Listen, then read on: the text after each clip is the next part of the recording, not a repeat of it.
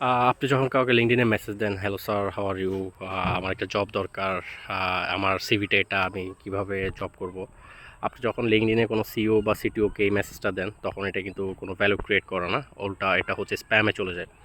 তো most of the কেসে আমাদের ক্যান্ডিডেট যে ভুলগুলো করে এটা হচ্ছে যে এই মেসেজগুলো দেয়। বাট রিসেন্টলি যখন আমি একটা ক্যান্ডিডেটের সাথে কথা বললাম, উনি হচ্ছে আপনার একটা সিটিওকে মেসেজ দিছে যে ওনাদের ওয়েবসাইটে একটা ফিল্টার ইউজ করতেছে বাট এরর দেখাচ্ছে।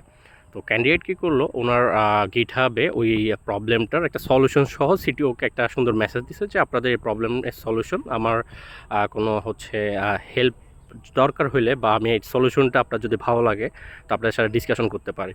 তো সিটিওটা সুন্দর করে 3 থেকে 4 ঘন্টার মধ্যে রিপ্লাই দিয়ে দিছে যে আচ্ছা আমি একটা ডিসকাশন করতে পারি, আপনি এটা কীভাবে সলভ করছেন। সো আপনাদের ক্ষেত্রে অনেকেই হচ্ছে আমাদের লিঙ্কডইন অথবা হচ্ছে কোনো ইমেলে এই মেসেজগুলো হচ্ছে জাস্ট হাই হ্যালো, আমার রেজুমেটা একটু চেক করেন, কী অবস্থা, কেমন আছেন, জাস্ট এটুকুই হচ্ছে মেসেজ দেন। সো আপনাদের ভ্যালুটাও তো ক্রিয়েট হয় না। সো নেক্সট থেকে যখন আপনারা মেসেজ দিবেন, হোপফুলি এটা ফলো করবেন। আর আপনারা যখন লিঙ্কডইনে এতদিন ধরে যা মেসেজ দিতেন আর এখন যেভাবে মেসেজ দিবেন, এটার মধ্যে পার্থক্যটা কি কমেন্ট বক্সে জানাবেন। Thank you. সালাম আলাইকুম।